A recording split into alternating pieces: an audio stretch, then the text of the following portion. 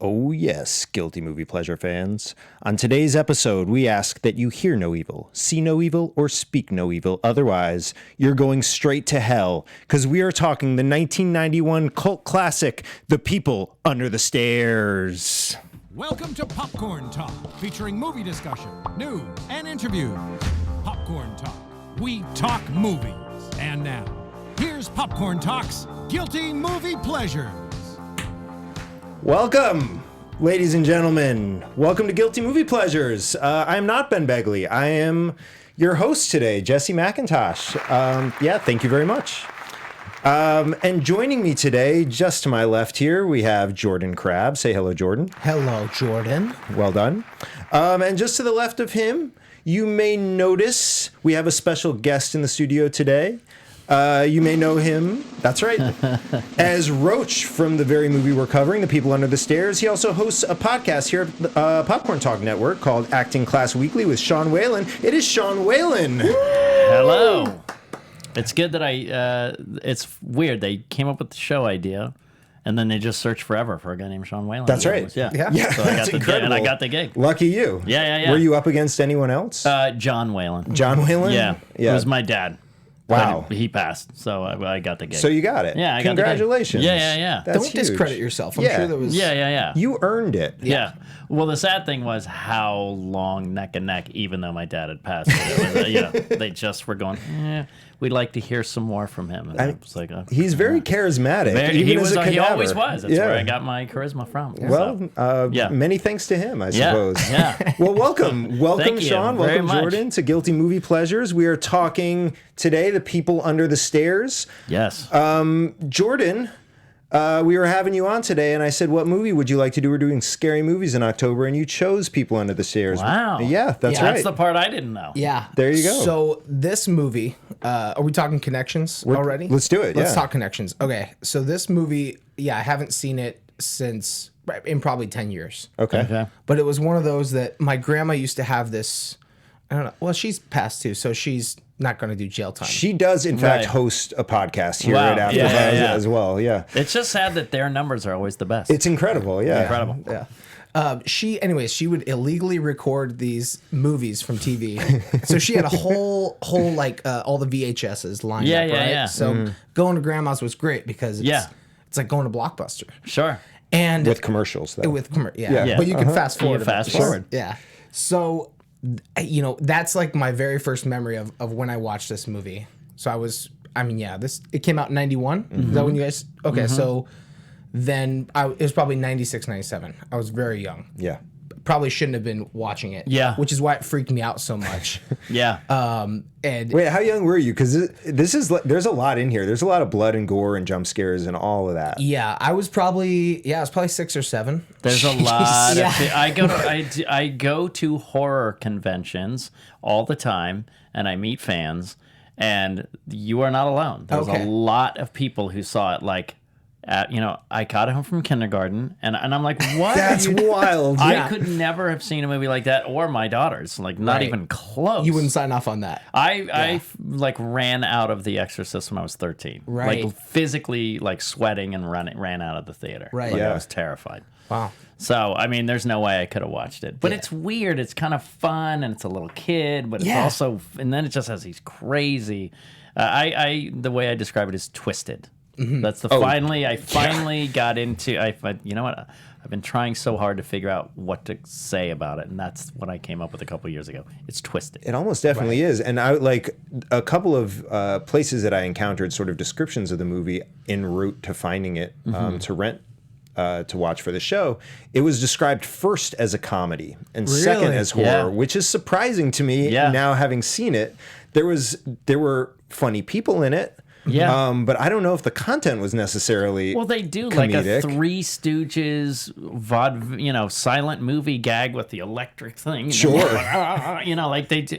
it's just very strange, you know? Right. Yeah. Well, even your bit. Well, I don't want to spoilers, but We can go ahead and spoil it. Oh, we can spoil it. Alright, yeah. That's the whole point of the show. when you're playing with Leroy's body with Ving Rhames, Yeah. that part is pretty Holding it up. pretty hilarious Yeah. too. But Jumping on his back. Well, I have the little, like, Dennis the Menace slingshot. Slingshot, And yeah. When I hit him, I remember shooting it that day, and Everett McGill just going, like a wacky, he does a wacky fall down, and, Yeah. I mean, there is some really weird comic type elements. Yeah. So, Sean, have you seen the movie? Yes. Okay. Yes, you have. I would say Great. yes. Tell me a little bit about the process of getting the movie, because you said before we started recording that this was your first film. This was my very first film. I had done a couple years of commercials, did very well there, and I wanted to move into theatrical. I finally got a coach. I had studied at the Groundling Comedy Theater, and then I was at Playhouse West doing drama, and I got a coach to help me just kind of merge it all together and figure out what my quirks were. And I remember getting this. I mean, the funny story is everyone goes, "How'd you get into horror?" And I go, it was the audition that I was sent that day. Like, there's no getting, I didn't seek it out. I literally was like, the week before, or 2 weeks before that, I had shot a comedy show called Ferris Bueller's Day Off, the series, with Cloris Leachman. So cool. That was my first acting job, was with Cloris Leachman on a comedy, doing comedy. How about with her. that? Yeah. So, and then, a few weeks later, I got this. You're with Wes Craven doing horror. And That's then incredible. But I said to my coach, I was like, this is easy. I just crawl around and yell and scream and stuff. And he goes, no, you kind of don't get it, do you? And I said, what do you mean? He goes, there's a lot kind of going on here. He's noble. He's trying to help this little girl. I said he's got a cocky innocence because he obviously could leave the house, but he doesn't. Right. He stays to help Alice and to screw with the people, the mommy and daddy, Right. to mess with them, to make their life miserable. And so that's really cool. But he's sweet and cool, but without knowing it. Yeah. You know what I mean? He doesn't know it. And he said there's a lot going on more than that, so you have to get into that part of it. And I thought, oh my God, I thought it was like a no-line, wacky face thing. And the funniest part was at the time, I was 27 playing a 15-year-old. And all of my friends were just done graduate school in business, and they're like, oh, I just hate going in with those suits and those briefcases and answering all those questions. And I go, well, I crawled around Wes Craven's floor shirtless, crying, screaming, and hiding behind chairs. Yeah. And so that's a little different. A little different kind of experience. Yeah, we all move through the world in our own way, I suppose. Yeah. But it was funny, but it was great. I still, to this day, the funniest thing was just sitting in the audition room with all these raggedy guys with tattered t-shirts and stuff. No one studying lines. yeah, right. None whatsoever. Sure. But just kind of sitting, because usually you see guys going over and they're all just sitting there just waiting. And we should say, if you haven't seen the movie, the character Roach has had his tongue cut out, Yes. so he is actually not able to speak. I am not able to speak at all. So, and that was the other thing that was great. It was just being able to be emotional. And that was really fun. I mean, what a great way to not have to worry about big, long monologues and stuff like that for your first film. So that was really, really fun. Right. And I, when I read for Wes Craven. Oh, wow. Wes Craven it was funny. He was in his office. It wasn't even an audition space. He was in his office. So we did kind of just pull the chairs aside, and everyone was like crawling. You just heard people, screaming, laughing, and stuff like that. But the only thing I remember seeing really a few guys in there, but this one guy was so big. He was tall and big, and I was like, brother, you're not getting the part. Yeah. Like, you're not going to fit between a wall. Right. There's no way. Right. So, but it was great. My coach was right. There was way more to it than I imagined, and because of that, I got the gig. And Wes really liked to encourage the acting part of it. He was the acting in that movie is good. There's no one really bad in it. No one's It's bad. all outstanding, actually. Yeah. And Everyone is really spot on. Yeah, he was really me and AJ Langer, who was Alice, we were so and obviously Everett McGill and Wendy Roby. We all really wanted to do a good job, and it wasn't like Wes was like, "Don't worry about it, just get it done." And no, he wanted us to take it really seriously and to dive in, and he let me prepare for my death scene. I remember going around the corner, and he said, "Everybody leave Sean alone," because I got this, sadness, but then happiness and martyrdom. So I had to prepare all these emotions and stuff, and he let me do that. So it was great. He was a great first person to work with. So I did want to ask you, because there are all the actors you named are portraying people who have a very strange affectation. How collaborative was Wes in helping you create those characters or encouraging you to go further with them? A lot of times, like for me, I brought a lot of that in for my audition, and so he liked it so much that he just says, "Yeah, let's explore that." He didn't really collaborate with me on that. I know, and with Wendy and Everett, by the time I got there, they had kind of locked into their stuff. So I don't really know, but my friend Jan Birch, who played the main stairmaster that gets out, I know for a fact that Wes really didn't know what to do with him, and though they were really good friends, and they kind of hung out, and they would expand stuff and change stuff to give that character more of an arc. Mine was definitely mapped out already, but basically when he knew that I'd come up to him and say, "Hey, I want to prepare for this," or "I want to do this," or "I'm thinking this," he would say, "Great." He just cared that we cared. Right. Honestly, that we wanted to do a really good job instead of just writing it off like, it's a horror movie, it's a paycheck, Right. Yeah. So he cared. So in that sense, he didn't really collaborate with me because I tried to bring as much as I could with the coaching and the audition already. So. And on set, was it more of like you guys stayed pretty much in character? Or was it like cut and then you're... No, everyone was kind of relaxed. Hanging out. Everyone was relaxed, but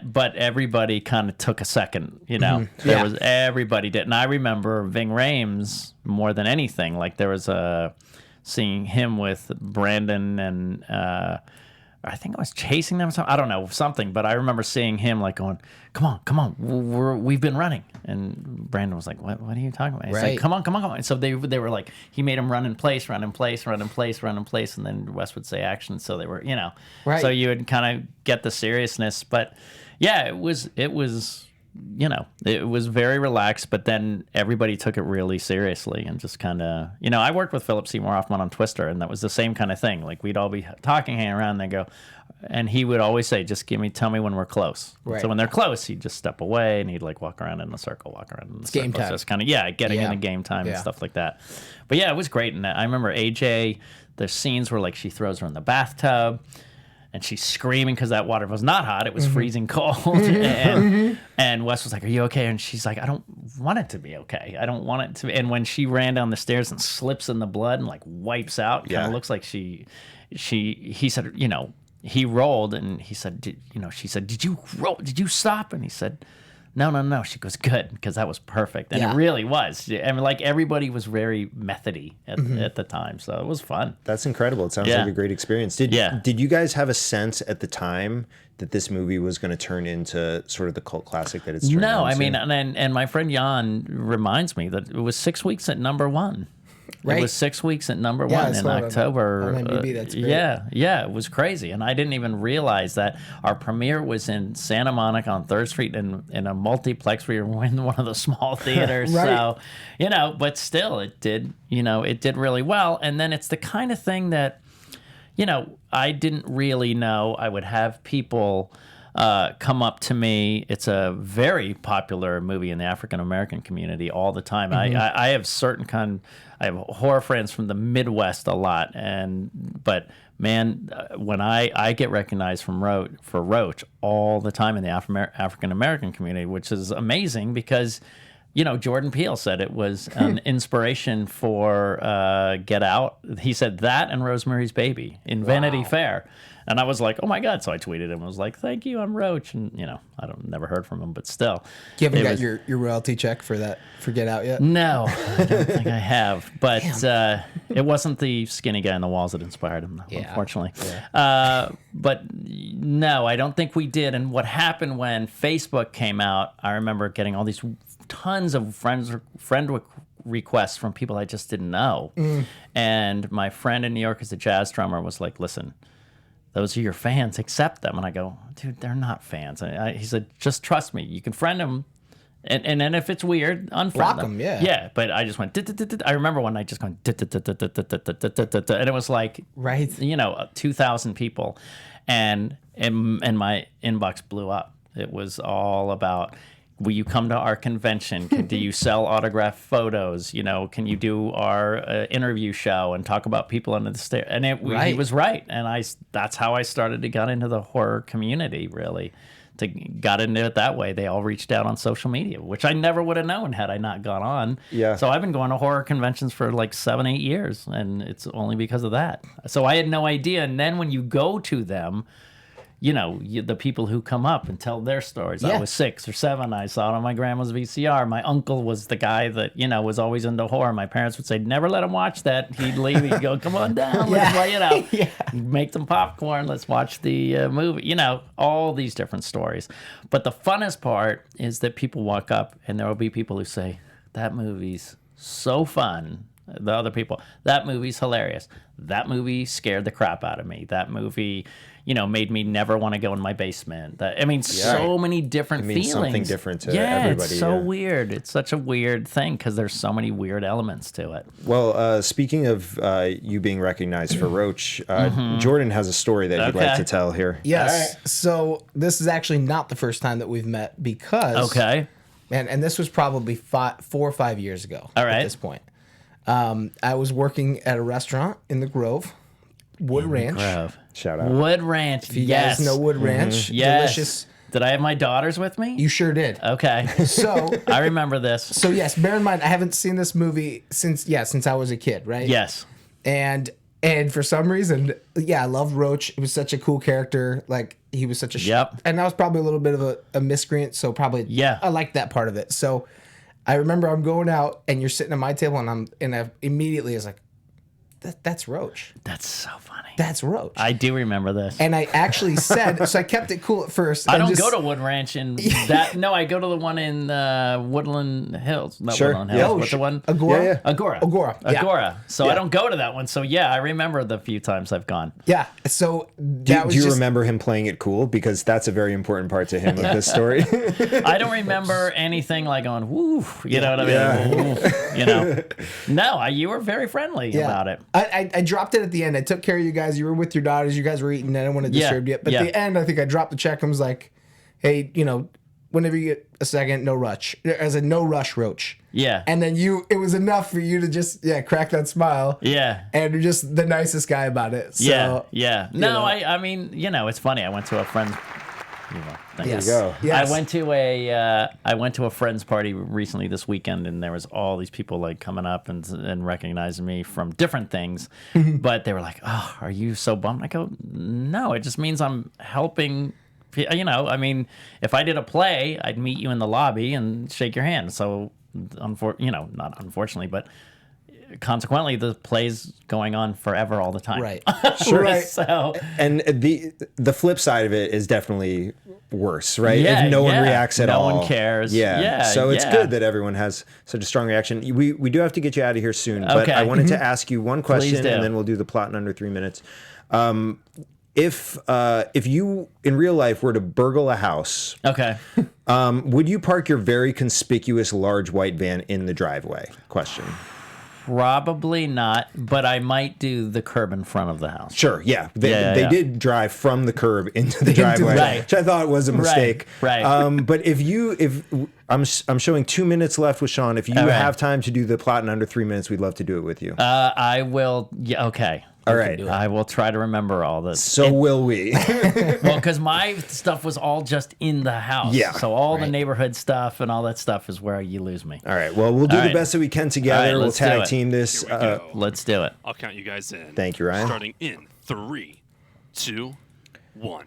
Okay, so we start off. They learn that they're getting evicted. The kid, A kid and his older sister and her boyfriend. Yep. And so they're trying to like get money and Sick mom. There's a sick mom. Sure. And Ving Rhames is like, well, you can do a chore for me. I can get you money that way, but you owe 3 times the rent in 3 days. It's never going to happen. You're going to be out on the street. Terrible lease terms. And then Ving Rhames, he runs the errand. Ving Rhames is like, I found a treasure map. There's treasure in your landlord's house. I know where to go. So they go in the van, and the one guy goes in the kid goes in dressed as a scout, and they don't let him in. And then the other guy goes in dressed as the gas man, and they do let him in. And then they see the parents leave. Right. The parents leave. So then Ving Rhames, they decide, we got to go now. We're going to get screwed over by the guy who poses the gas guy. Right. He's going to steal all our money. Yep. They crank, Ving Rhames rocks the crowbar. They get in, they bust in. There's a guard dog. Yep. This guard dog, this nasty Rottweiler, comes out and starts attacking Ving Rhames. They get away from him, lock him out. They're in the house, kind of realize now we're locked in the house. Right. And they start looking around for their buddy. Yes. And then so they make their way downstairs. The kid stumbles upon the dead guy, their friend who's the dead body. Yep. And a weird, creepy creature, makes weird sounds and tries to grab at him. And he's very scared by sounds behind the wall and this creepy creature chasing out the stairs. Yeah. So he goes up the stairs and he sees that they're coming back. Yes. So he runs upstairs to let Ving Rhames know. Ving Rhames is spying on something. 90 seconds. Oh boy. And then, oh man. Oh, we're not doing well. And Ving Rhames. Then the mom and dad come home, realize somebody broke in, and so they automatically on attack mode. Ving Rhames and the kid try to hide, and it just becomes hunting these guys down. The dogs start snooping them. Weird sounds on the wall. Ving Rhames gets killed almost immediately. Yeah, Ving Rhames he gets shot up. Hid in a closet, shot, dead. The kid escapes. And he runs into a little girl, a very ominous, like ghostly little girl in the bathroom. The daughter. Yep. And she's trying to help him get out, and she works with Roach, who is one of the people under the stairs who that's has escaped and in the walls. And trying to help the daughter, and helps this boy Fool, and then they get so they capture Fool and they bring him back down to the basement and they throw him in with the guy with the other people under the stairs, and so Roach breaks him saves out him, and he tries to send him up the fire thing, and then he dies, and then they light the fire, and Fool gets out, he gets to his family's house, he says, I got to go back to save the girl. He goes back, and within that, he finds the gold and finds the loot, and then ends up. So the police go in. They can't find anything. They leave, and then Fool. Then they get into it again. they get into it, and then the he rigs something. The place explodes, and all the people under the stairs are free. Escape, and the whole community is there. Yeah, we did it. Yeah, boy, was that a necessary collaboration. Sean, thank you. I thought we were going to do broader strokes, because as soon as you guys were like, all right, there's a discussion in the kitchen, I go, oh man, oh boy, we got into the nitty gritty. This is going to be very tough. The important thing is grabbing at the threads that you can specifically remember, and then pulling on those threads and seeing where it leads. Exactly. So you got to get out of here. I do. I'm actually teaching a sketch comedy class. I'm a teacher at Playhouse West, and so I teach sketch comedy, so that's where I am headed for my students. But this was awesome. Thank you so much for coming on. We really appreciate it. It's a fun movie, and we're coming up on 28 years. Yeah. November 1st, 28 years. That's wild. Yeah, very cool. Well, congratulations. Let us know when the next convention is. We'll have to come. I'm actually going to Chiller Theater in New Jersey a week from this Saturday, the weekend before Halloween. So there you go. If we have any Guilty Movie Pleasure fans in New Jersey, come on out and Chiller say hi to Sean. I forget what it's called. Parsippany, New Jersey. There you go. Sean. All right. Thanks, Sean. Thank you guys so much. That's a wrap for Sean. All right. Awesome, man. All right. So we have a couple of sound clips that we can get to, Jordan, as we go through the plot a little more specifically. Yes. Let's see. We have what he was saying about how this was one of Jordan Peele's inspirations for cool. Get Out. So cool, but also like it makes total sense because there was a lot of classism and a lot of like gentrification politics and a lot of this sort of thing sort of ingrained in the movie, which I totally did not expect. Right. In fact, it took us about 30 minutes to get to really any creepy parts of the movie at all. We were just focused on the community a little bit. Right. Mm-hmm. And it's also yeah, I mean, it's a cool, like, and that's the thing about, I didn't really realize about Wes Craven until I started watching his movies later on, that he usually has a really good message built in there. Yeah. So this was cool to see. And yeah, I mean, aside from the one thing I had about that kind of diminished it, was like they were looking out the window in the top of the house, and he goes, "You can see the ghetto from here." Yeah. I was like, the ghetto? It doesn't have a neighborhood? No, like, just that's the ghetto. There it is. That's the ghetto. That was the only part that kind It's of fenced off. I lost it a little bit. But. Yeah. I will forgive him slightly because he's a kid and it was probably referred to that way to him. Right. But yeah, I felt sort of the same way. Like we're dealing in sort of not to steal a term from Sean, but broad strokes here a little bit. Right. We're not Right. We're sort of lowest common denominatoring the ideas Yes. that we're throwing out there, right? Yeah. But a big part of that whole aspect of the movie was Ving Rhames. Ving Rhames was one of my favorite parts of this movie. Yeah, he's great. He's hysterical. Our first sound clip is Ving Rhames reporting that he's found a treasure map. Yeah, I found a treasure map last night in the back room of the liquor store me and Spencer hit. He found a treasure map In the back of a liquor store. So this sort of sets the tone for the movie, right? Like this guy hit a liquor store last night, and rather than like focus on the money, Yeah. Open the register and give me the treasure map. right? Yeah, he's got grander designs. Yeah. On this, right? Yeah. There's a few things that it's just like, I think you just got to chalk it up of like, hey, we got to get there. We totally got to get These there. are plot mechanics that we have to sort of jimmy into this whole thing. Right. Yeah. So they have a treasure map, and it's leads them to the landlord's house. We find out, not to jump too far ahead here, but we find out that that Fool's grandfather and his whole generation know that this house is basically a haven for lost boys. Right. But apparently Ving Rhames, not a clue. This Right. information skipped a generation because Ving Rhames is like, that's where the treasure is. I'm going in. Yeah. That's it. I'm not going to free any. I don't even know about people that I have to free. I'm just in it for the treasure. Right. So that starts their mission. And then we get a little bit of what's going on in the house, right? So we see this weird, what we think is a mother and father pair. Right. And they're dealing with the daughter. The mom comes up and the daughter is eating dinner in her room, which is strange. Right. She treats her in sort of a very disrespectful and strange way. Mm-hmm. And when she finds out that the fork is missing, what she surmises is that the daughter has given the food to that thing. What's cool also about that, just thinking back on it now, with Sean mentioning the Jordan Peele thing. Yeah. It is cool how now you realize that there are some like tension moments where you're not revealed yet that there's people in these walls and in the stairs, but like mommy knows something's up. Yes. Totally. Yes. And then we get introduced to Roach's hand, bringing the fork back, bailing out Alice. Yep. And we don't get an explanation for that at No. all. We're not told what's going on.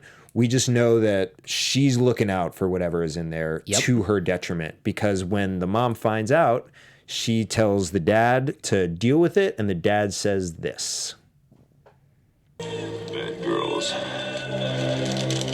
burn in hell. Oh man. Yikes. Super. Ooh, yeah. That is creepy. And then they cut away. He just takes his belt off like he's gonna beat her, and they're like, you fill in the blanks. Yeah. You determine how bad she gets beaten. So looking back, I'm actually super concerned about what in fact happened. Right. Because he runs around a couple times with a weird S&M outfit on. Yeah, the gimp suit. The gimp suit. And I then mean, I think he also, like, way further down when she's tied up in the attic, comes in the gimp suit and starts touching himself a little he bit. definitely grabs his junk. Yeah. So there's a lot going on here that I would rather not unpack. I thought that was strange too, because it was not necessary to make him a pedophile, I guess. Yeah. Or yeah, I don't know. It was interesting choice to throw that at the like very like end of the movie of like, hey, also this guy's really unlikable. Yeah. You know the guy who's been kidnapping baby boys Right. and then locking them in his basement? Not a good dude. Not a good dude, but also touches himself to his quote unquote daughter. Right. So you have that as well. Yeah. I did think it was interesting, and I meant to ask Sean, but we ran out of time. He had the distinction of being the only person who was in fact burned in this movie. Yeah. And it is a consistent tagline or a consistent line my throughout, God, burn in yeah. hell. But he's the only one that burns. Dang, you're right. I know. Oh, wow. So GMP fans in New Jersey, when you show up to the horror fest, please ask Sean how he feels about that. So then we go back to Ving Rhames, who again, they're in the van. This is my favorite line. Waiting it out. Sorry to interrupt. This is my favorite line. No, it's definitely important that we highlight what's going on here. I would actually pair sound clips 3 and 4. This is 2 gems from Ving Rhames. So if you just want to play these back to back, Ryan. Maybe the president is gonna make me secretary of pussy. 13th birthday is unlucky anyway. Too old to get tit, too young to get ass. Well, those 2 clips are within a minute and a half of each other. Right. And This is your girlfriend's younger brother. Yes. But you're saying this too. Right. I mean, love it. he clearly sees himself as a father figure to this young boy. Right. And he's teaching him the way of the world. Yeah. But giving him misinformation that there is, in fact, a United States Secretary of Pussy. Pussy, yeah, that's I great. don't believe there is. Maybe I'm wrong about that. I'm just imagining Wes Craven writing that. Just being like, yeah. Did he know Trump was going to get elected? He must have. He is like clairvoyant. Yeah. That guy. I wonder if he might have written that line first and then been like, now for the rest of the movie. Yeah. He was like, this is Ving Rhames 100%. Yeah. And then if you would just want to play clip 4 for me again, because I have a hard time getting my head around this. Really? 13th birthday is unlucky anyway. Too old to get tit, too young to get ass.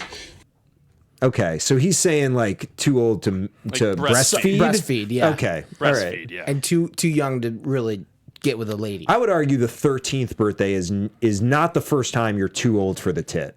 No. Right? Right. So you've been in this sort of purgatory for a while. Yeah. Yeah, if you just cut yourself off. All right, you're 13. That means No. no more booby milk. You've got bigger problems. So our guy has gone in pretending to be the gas man. Yep. And for some reason... He's a great con man, by the way. Yeah. The way he sells it of like... Because she's suspicious right away. Right away. She knows. No, well, I don't have any meter inside. He sells it really well. It's got the identification. Very calm. Boom. Yep. I feel like they didn't really pay that off because then we just find out he's dead. He's dead. I would love to have known Yeah, what happened to him. Right. I know. I get that we want to discover him dead, but you're right. Like, how did she know what happened to him? Was the dad involved? I guess. Right. And then they immediately leave. Yeah, where'd they go? So she has received 2 visitors in the last couple minutes and doesn't find it strange. Oh, we need milk. Yeah. She's not like batting down the hatches. She's Right. like, we gotta go run a quick errand. Right. So they leave. Ving Rhames pulls the van into the driveway. Such a weird move. Rookie mistake. As a pro burglar. Right. Stupid kid. He was blinded by his aspirations to be in the cabinet. Yeah. So they pull in. He makes his way, like you said, into the house, into like the 3 levels of doors with his crowbar. There's a lot of levels to this house. It was a mudroom, I think. Yeah, sure. Sure. It was a mudroom. I suppose. The dog comes out. They end up locking the dog outside of the house, and they're left inside of the house. And they start looking around for their friend. Yeah. So Fool takes the downstairs. They immediately split up. Which is dumb. Yeah. Because keep an eye out. you know they're in trouble Yeah, here. totally. But they do the horror movie thing where they split up. Have to. Yep. Fool goes downstairs and he is hearing noises. He has a lighter. I love in movies when characters hold just a Bic lighter so they can see. Have you ever tried to do that? Have you ever tried to see with a Bic lighter? Super hot. First of all, super hot on your Yeah. thumb. You can't Yeah. hold it for more than 10 seconds. Second of all, you can see the flame, and that's it. You Right. can't see anything else in the dark room. Right. You're just illuminating one spot. I'm actually a proponent of that I guess would you call it a lighting or lighting technique? Yeah. Where it just clicks on, or like you light a candle and then like the whole room lights up. I really enjoy that actually, of how bad it is. I had written down here, the electricity in this house is terrible. But we find out later they're just controlling it with this one switchboard, which is super accessible to everybody. Right. But there are no lights anywhere. Everything's turned off. He is hearing noises, and he runs back up the stairs. But he convinces himself to go back downstairs by saying this. Or maybe you're just too chicken shit for this kind of work. Maybe. Yeah. He's growing up in front of our eyes. He's seeing the hard truths of life. Right. Yeah. Which is also, for the listeners and the viewers here, that is a Ving Rhames. That's Leroy's line before. Yes. When he's goating him into doing, to go in and pose and do this whole robbery and get on board. So yeah, he talks himself into it. He goes back downstairs and he finds Spencer's the guy's name. So he finds Spencer, Yes. who's dead. He trips over the body. He sees that Spencer is holding a gold coin. So he's like, this guy was going to rob us. So he takes the gold coin. He is attacked by some being. We're not really sure what it is yet. Yeah. He tries to run up the stairs and the stairs collapse. How do Right. you install stairs that collapse like that? Would love to know, because not only do they have collapsible stairs, but then apparently they have some sort of like shelf that covers the whole basement for when facade. the police come in. Right. So they have a lot of strange mechanical workings down here, but I guess you would do that if you're holding a bunch of boys hostage. Yeah. Just set it up each time. Right. I was thinking about that the whole movie. It seemed like it was just like a switch. So Yeah. it's just, Right. but I mean, if there's any like carpenters that are watching and you live in New Jersey, let Sean know and then have him get back to us so we can understand this. I will say, like, it must have been them that installed it, right? Because they can't contract this out. Yeah, right. They can't be like, I need a handyman to come install collapsible stairs and somehow hide all of our captors from just this dude trying to do his job. So he must be a very handy carpenter. Oh yeah. It's got to be. So the daughter comes and opens the door for him. That's how he escapes Right. the basement, is the Right. daughter opens the door. And so he's looking around for her. He goes upstairs to let Ving Rhames know that the parents are coming back. Right. And Ving Rhames is just lying on the floor motionless. And he's like, Leroy. No, He he's a won't lot louder move. than that. He starts that, and then he gets louder. Right. And Ving Rhames won't move. And so he taps him on the shoulder, and Ving Rhames says this. A man ain't dead just because he's laying on the floor.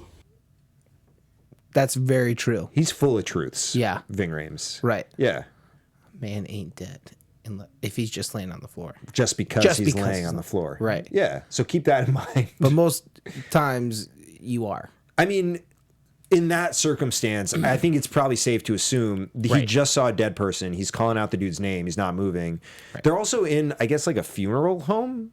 Yeah, I guess- they wrap that up like at the very end of their saying like, oh, also the parents before Right. owned a funeral home. Right. It doesn't come into Was. play at all. But that's what this place is, I guess. Yeah.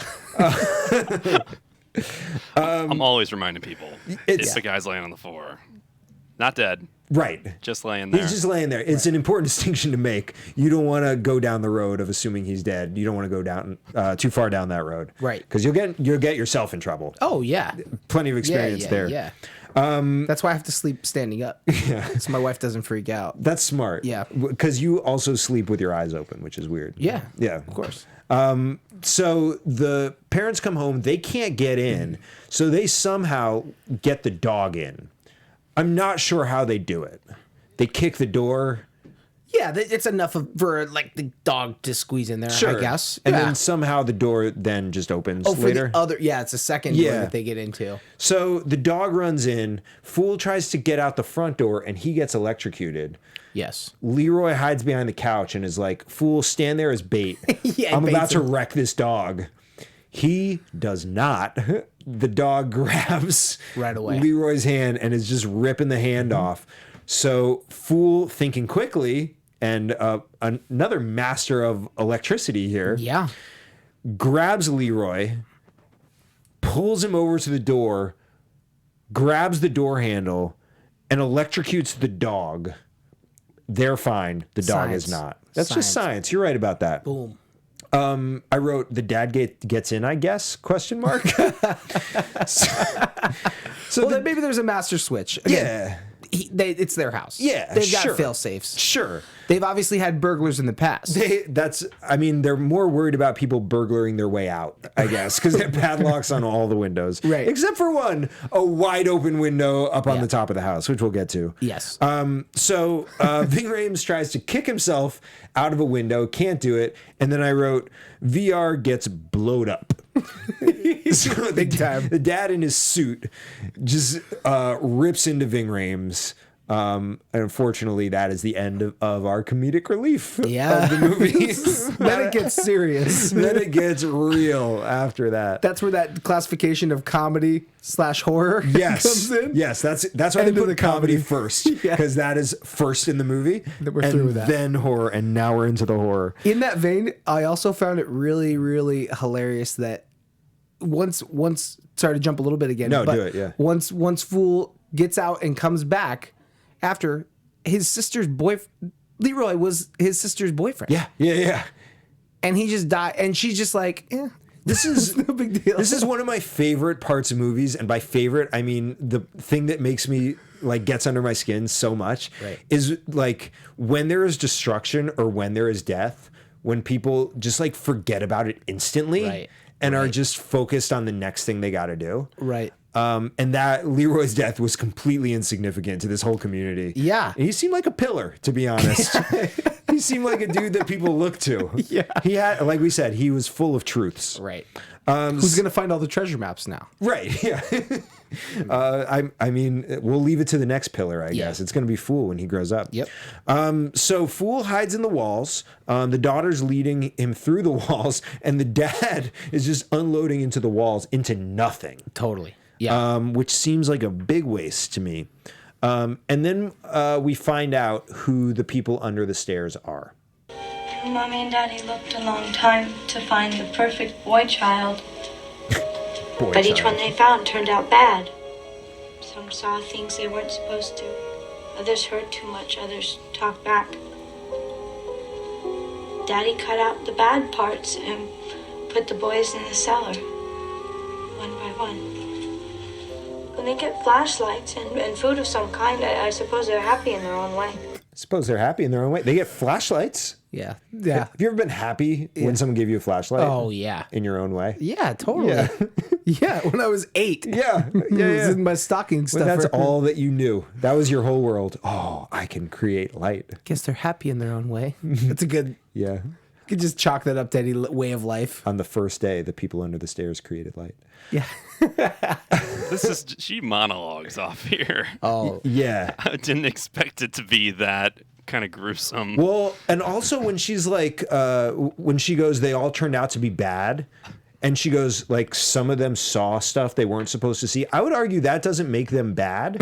Right. It just means that they were in the wrong place at the wrong time. I think it's okay to just chalk that up to circumstance. Right. Right? The kid could still be a good kid, quote unquote. Right. Just exposed. Yeah. Totally exposed. Yeah. So now you're a witness and you have to go into our basement. Right. So, okay. The mom and dad are basically we killed Ving Rhames, we solved this problem, and then they go to the van. They go back out to the van. Oh, and they do more investigating than the police did. Right. The police. We have to talk about the police in this Yeah. movie. I know we're sort of running out of time a little we're bit. good. Yeah. But the police in this movie are so incompetent. Terribly, yeah. It's so angering. Yeah. And I would like to go back to what the grandfather said about everyone knows that this is a place that they're up to no good and they're hiding bodies. Right. And the police never believe it, quote unquote. Mm-hmm. But, okay, so we see the police twice in this movie, right? The first time, they're investigating the van. Yep. I guess they come up and they say, this is a van that was wanted in Another burglary. in a burglary of the liquor store. Right. So But first they of all, somehow tracked it down. they tracked it into this driveway. a hidden driveway. Perfect. Which, okay. And it's also at that point covered by their car. Right. So they were just like walking through people's yards, I guess. Yeah. And then when they're like, yeah, we checked our house, no one's in there, the police are like, well, I guess they just parked in your driveway and went somewhere else. Right. We'll canvass the area. Yeah.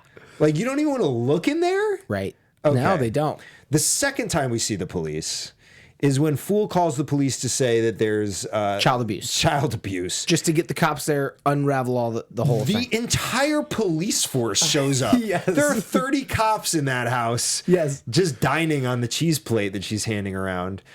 And also, remember all those holes he was blowing into the walls? They're gone.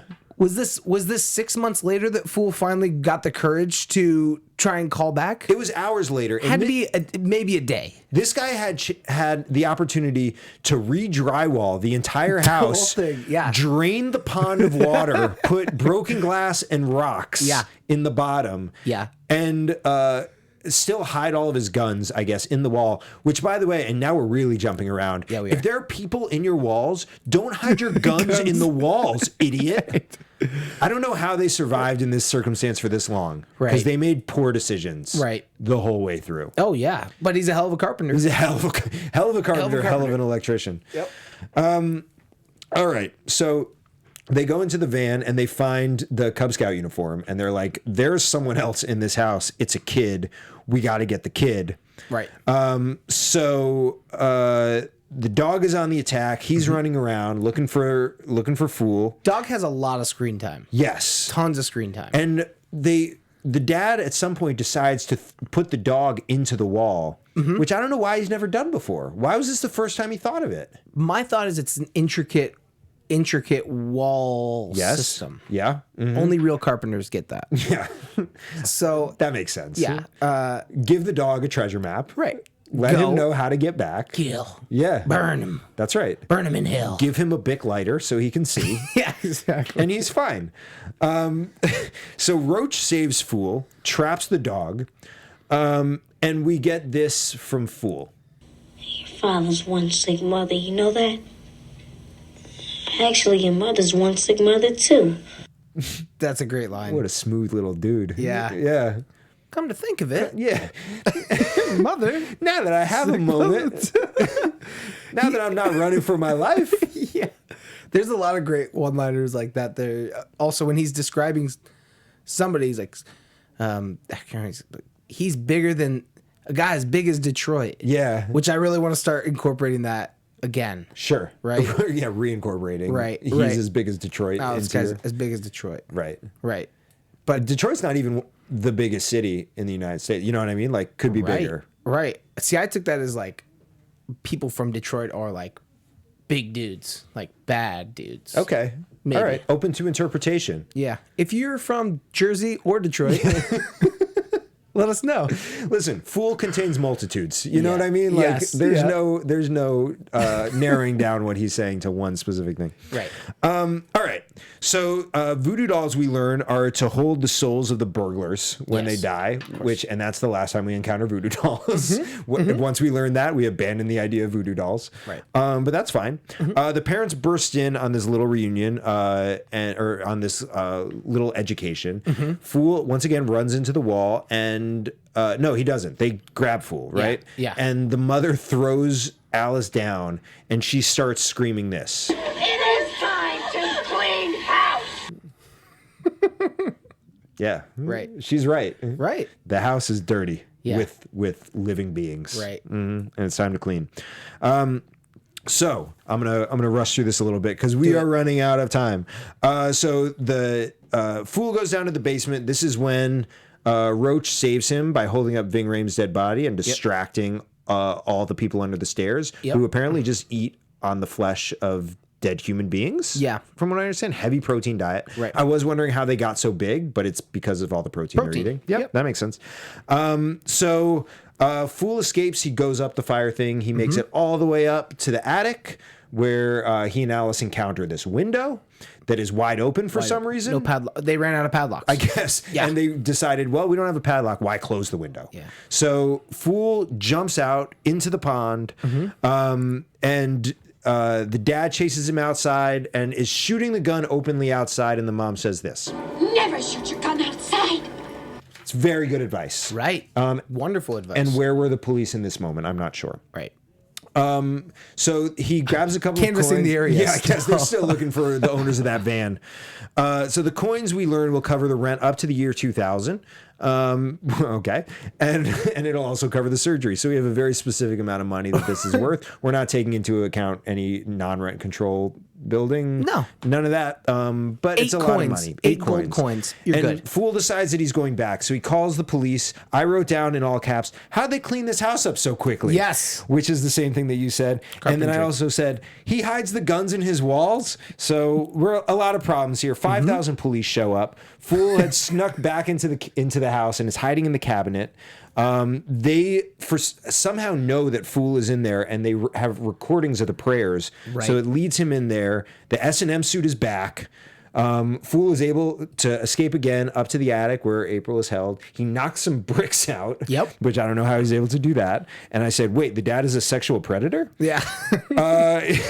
So there's apparently a bomb in the house. Also, there's a lot going on at the end here. Dynamite. Yes, there's dynamite in the house.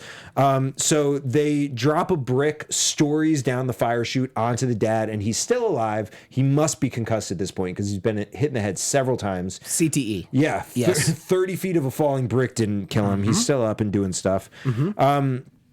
Fool falls down the stairs. He's stuck down there. The sister shows up at the door. She and the grandfather are pretending that they're some sort of like outreach program. Right. And let's see. So the people under the stairs show Fool where the money is. Sorry, I'm going quickly now. Do it. So he finds all the money. I guess they don't go to a bank, is what I wrote down, because there's just cash and coins in this vault. April stabs the mom, and the mom says this. You hurt your mother. Which is quite the reaction to being stabbed. Yeah. Fool fools the dad by putting the coins in the candle and letting them fall out, and then he threatens to blow him up, and he gives the dad an opportunity to drop his gun, and he doesn't. So then he does light the bomb. Everything explodes. The entire house. The whole house explodes. The whole house I know explodes. where you're going with this. Go ahead. Fool is fine, and the money is intact, and it's just being blown out of the house. Also, I don't know if you had noticed this, but the dad, being right by the dynamite, should be blown to smithereens. Should be. But then just falls whole bodied, dead into this little sewer system. Yeah. But he didn't blow up. He didn't blow up. It was really just like a wind it's bomb. wind dynamite. Yeah, wind dynamite. But enough Yeah. wind dynamite to suck all the air out of the dad and kill him. Right. And so then... just thank God that he didn't do it to the mother, because he probably would have heard... Clip 11? Heard. Clip 11? They would have heard.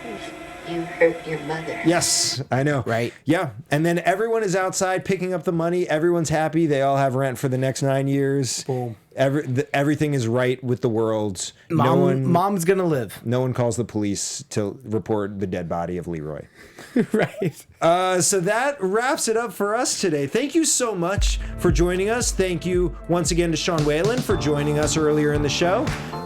Where can they find you on social media, Jordan? They can find me on Instagram at Crabs You Can't Catch. I'm also in a wonderful sketch group called At The Prom Losers. Thank you so much for promoting that. You can find me on Twitter and Instagram at Too Much Jesse. Once again, for sketch at The Prom Losers. And you can find us at Guilty Movie Guys. Let us know what you thought of The People Under the Stairs. Let us know any other horror flicks you'd like us to cover. And please comment on our YouTube link and our iTunes link. And our podcast link. Thank you so much for joining us. Until next time, what is your guilty movie pleasure? From producers Maria Menounos, Kevin Undergaro, and the entire Popcorn Talk Network, we would like to thank you for tuning in. For questions or comments, be sure to visit popcorntalk.com. I'm Sir Richard Wentworth, and this has been a presentation of the Popcorn Talk Network. Views expressed herein are those of the hosts only and do not necessarily reflect the views of the Popcorn Talk Network or its own.